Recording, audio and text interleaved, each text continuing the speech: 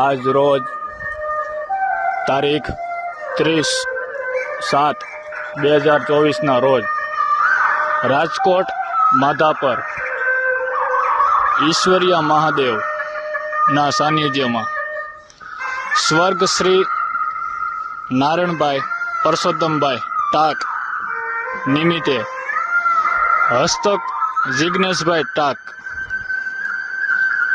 દ્વારા મોરલા music fit કરવામાં આવે છે. જય ઈશ્વરીય મહાદેવ,